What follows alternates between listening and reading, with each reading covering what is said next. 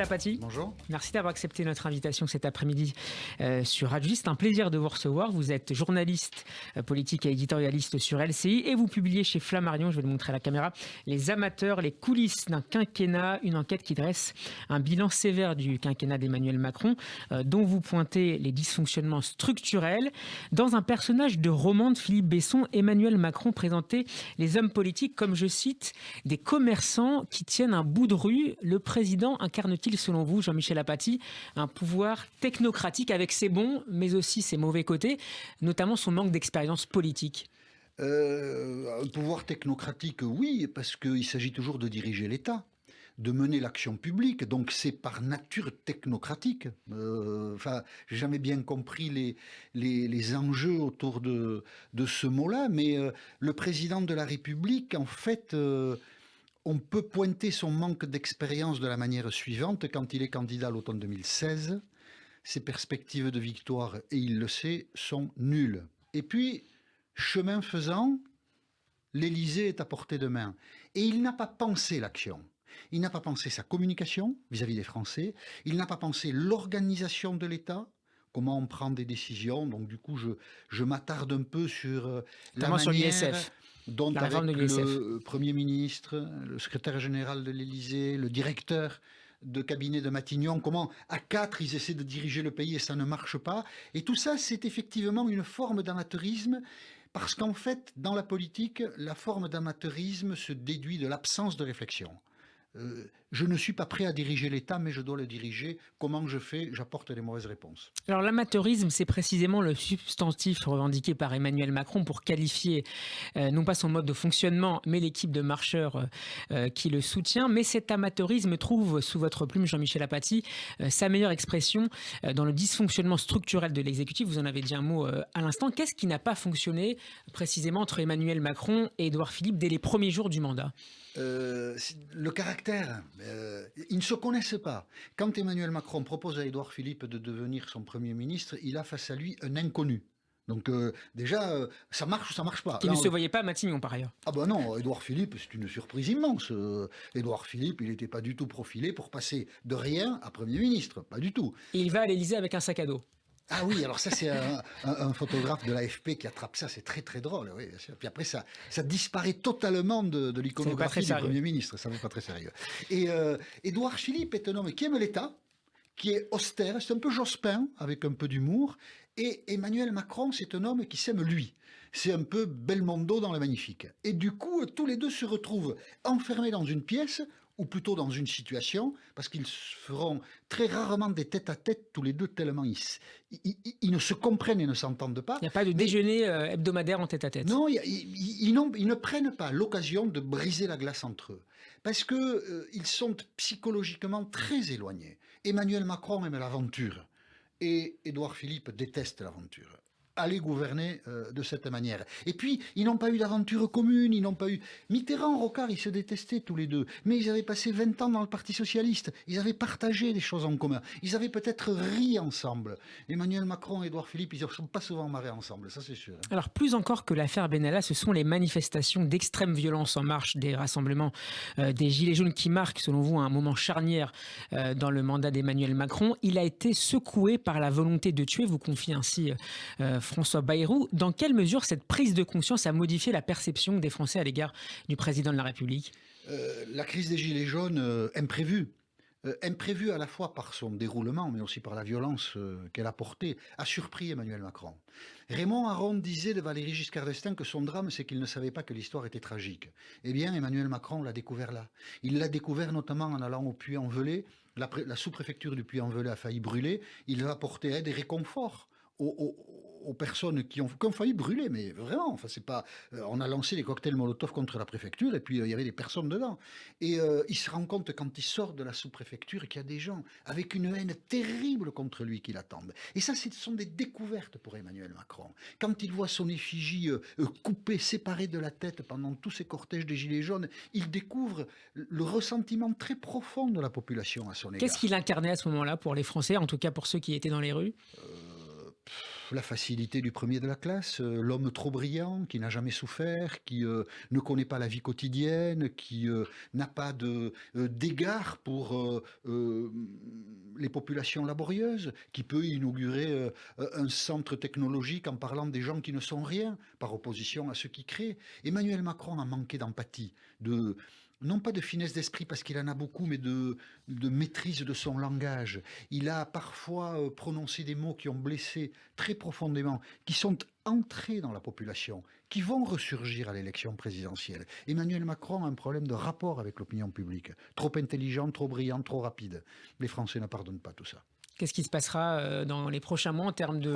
tout peut se passer. Non, mais en termes on parlera tout à l'heure d'Éric Zemmour sur lequel vous terminez votre livre, mais en termes de perception, comment va-t-il essayer de retisser ses liens avec la population pour améliorer son image? On le voit aujourd'hui. Le chèque est sur la table. Tous les jours, on dépense des centaines de millions que nous n'avons pas. À ceci, à cela. Mais est-ce que ça change une image? C'est le grand gaspillage. Le pouvoir le pense toujours. Ça se vérifie rarement.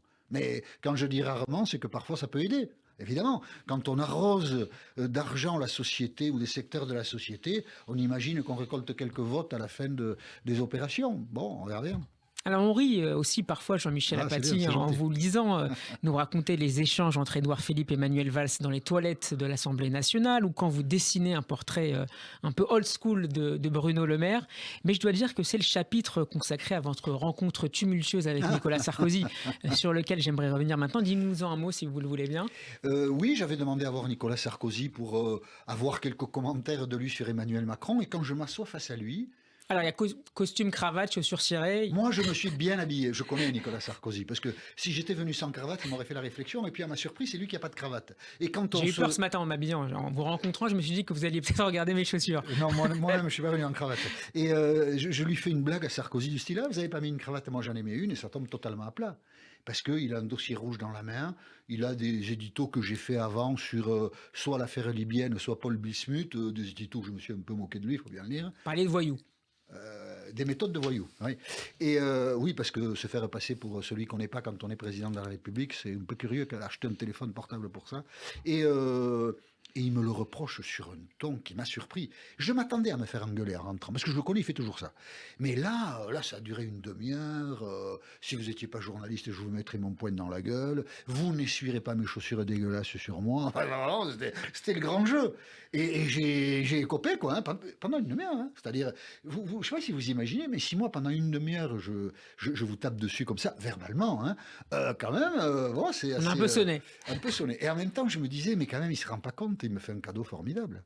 Parce que, à la première seconde où j'ai compris que ça tournait vinaigre, je me suis dit que c'était une scène qui se racontait.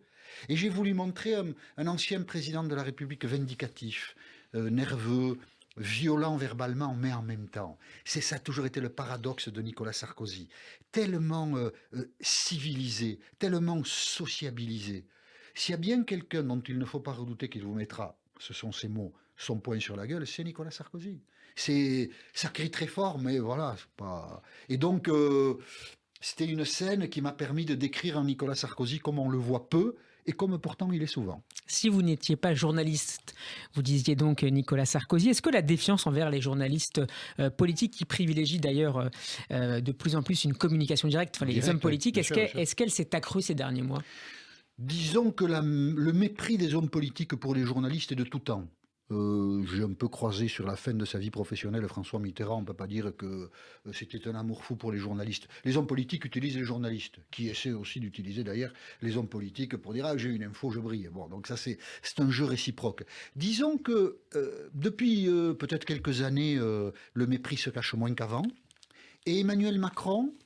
C'est pour ça que je disais qu'il n'avait pas réfléchi à sa communication, parce qu'il ne pensait pas pouvoir être président de la République, avec une posture jupitérienne, au moins pendant les 2 premières années, à priver le pouvoir qu'il dirigeait d'une communication fluide avec des journalistes. Parce qu'un homme politique qui agit, il doit le faire savoir. Il doit le faire savoir très très loin dans la société, dans des endroits très reculés. Il faut que chacun ait conscience que le pouvoir agit pour soi, pour chaque citoyen. Et ça passe par la médiation des journalistes. Bien sûr. Et ne pas le comprendre, les 2 premières années à l'Élysée ont été calamiteuses.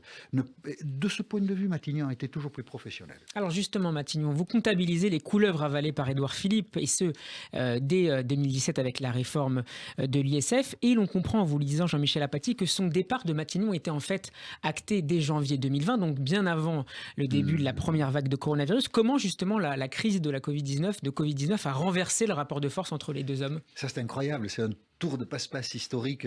Emmanuel Macron veut se débarrasser d'Édouard Philippe après les élections municipales. Elles sont prévues fin mars, c'est-à-dire 20-27 mars. Et puis, le Covid arrive, le premier tour se déroule.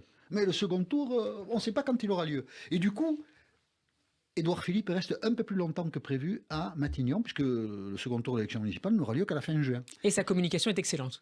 Voilà, la crise du Covid renverse le rapport des forces entre le président de la République et le Premier ministre. Édouard Philippe communique de manière humble, entouré d'experts, il donne la parole à tout le monde, et il dit souvent « je ne sais pas ». Et il gagne des points dans les sondages, il gagnera 15 points en 2 mois. Alors que Emmanuel Macron, il intervient toujours, c'est sa fonction, de manière solennelle depuis l'Élysée, il fait un peu de philosophie, ça c'est son travers, il a des phrases grandiloquentes, bref, il ennuie un peu tout le monde. Et lui, sa cote de popularité, elle chute. Ce qui fait que quand arrive le second tour de l'élection municipale, enfin, vers la fin juin, Emmanuel Macron passe à l'acte, il va changer de Premier ministre, mais là, il limoge un Premier ministre qui est devenu populaire. Ça, c'est un tour de passe-passe tout à fait surprenant.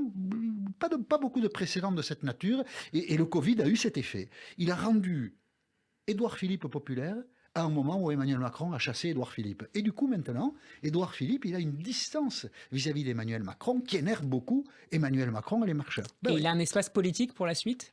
2022, oui, pas avant. Mais après l'élection présidentielle, Édouard Philippe est assuré, à peu près assuré, on n'est pas assuré de grand-chose dans ce monde, mais assuré d'être le premier opposant si Emmanuel Macron n'est pas réélu, ou alors un des grands dignitaires du régime qui alternera sans doute le chaud et le froid vis-à-vis d'Emmanuel Macron dans l'exercice de son second mandat. Vous montrez bien, Jean-Michel Apathy, que la mise en orbite de Jean Castex n'était pas le seul résultat de la recherche par le président de la République d'une stratégie de déconfinement en 2020. Non, son nom circulait bien avant pour occuper d'abord le ministère de l'Intérieur. C'est une histoire incroyable. Oui, puis pour prendre la présidence de la SNCF. Quand Gérard Collomb s'en va, octobre 2018, Emmanuel Macron reçoit Jean Castex dans son bureau et l'homme lui plaît beaucoup. À l'époque, il est coordonnateur de l'action gouvernementale pour les Jeux Olympiques. Et il lui dit, Beauvau, c'est pour vous. Et Castex, tout content, il va à Matignon, qui connaît très bien Édouard Philippe, parce que Macron et Castex ne se connaissaient pas. Il va à Matignon, il dit, c'est moi qui vais succéder à Collomb. François Bayrou, apprenant ça, fait capoter l'affaire en disant à Emmanuel Macron, vous êtes fou. Si vous nommez Castex à Beauvau, à l'intérieur... C'est un sarcoboy. Un ancien collaborateur de Sarkozy, il lui passera toutes les notes blanches des services secrets. Vous ne pouvez pas faire ça. Et donc Emmanuel Macron capitule et il nommera Castaner. Mais Emmanuel Macron a gardé Jean Castex dans sa tête. Jean Castex, il s'ennuie dans son poste de coordinateur. Il veut devenir président de la SNCF. Macron stoppe l'affaire en disant non. Il lui dit pas j'ai mieux pour vous, mais en fait...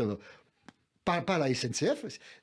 À l'automne 2019, Jean Castex voulait présider la SNCF. Le poste se libérait, le titulaire, Guillaume Pépi, partant sous d'autres cieux. Et donc, Emmanuel Macron a managé pendant 1 an et demi Jean Castex pour finalement, à la surprise générale, parce que peu de gens ont été attentifs au mouvement autour de Castex, Premier ministre.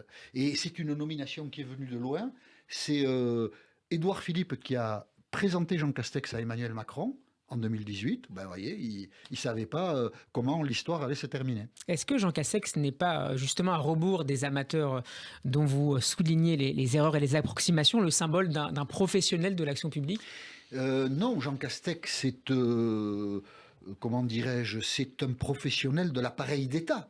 Mais il n'a, avant d'être Premier ministre, jamais été ministre. C'est très dur de diriger un gouvernement avec des personnalités fortes, de parler aux Français, de s'en faire comprendre. Jean Castex, comme beaucoup des gens de l'équipe d'Emmanuel Macron, a appris en marchant. Et il y a de la fraîcheur, mais il y a aussi des maladresses. Donc c'est toujours difficile de nommer des gens qui n'ont pas d'expérience à des postes aussi importants. Je cite en exergue une phrase de François Mitterrand. le meilleur des amateurs ne sera jamais aussi bon que le plus mauvais des C'est professionnels. rapporté par Robert Badinter. Une dernière question sur Éric Zemmour, puisque vous terminez les dernières pages de votre livre sur son éventuelle et probable candidature à la présidentielle. Dans une France qui s'interroge sur son avenir, est-ce que Éric Zemmour, qui explique s'inspirer de Donald Trump, peut, en surfant sur les peurs, créer la surprise, Oui, Michel je pense. Apathy? Éric Zemmour a le potentiel pour être un candidat de second tour. S'il y a beaucoup de candidats, la qualification sera assez basse. Il est en train de désosser Marine Le Pen. Je ne sais pas comment elle va se requinquer, mais là, elle est vraiment épouillée feuille après feuille comme un artichaut. Et il est en train de semer la zizanie à droite. Donc il a un potentiel, s'il a le talent, parce que lui non plus n'a jamais fait de politique. Hein. C'est une chose d'être journaliste et de raconter que Philippe Pétain patati patatas. C'est un amateur en puissance? Oh ben oui, quand il dit j'ai du respect pour les djihadistes, Philippe Pétain a sauvé des juifs et il n'a donné que des juifs étrangers. Quelle inhumanité. Il faut écouter ou lire Éric Zemmour parler des femmes. C'est d'une misogynie totale. Il est homophobe. Oui, c'est même pas un amateur. Je pense qu'Éric Zemmour incarne bien, moi, ce que j'appelle l'anti-France.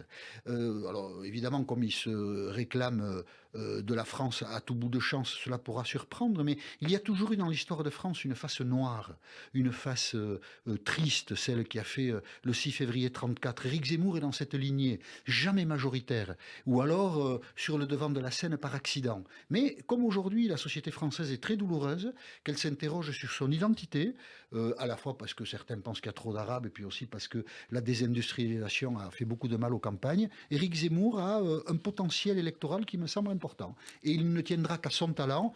Il en a et il n'en a pas. On fera le départage après, de le faire fructifier. Merci beaucoup Jean-Michel Apathy d'avoir accepté notre invitation. Je rappelle le titre de votre livre, Les amateurs, les coulisses d'un quinquennat. C'est paru chez Flammarion et c'est passionnant. Merci à vous. Merci.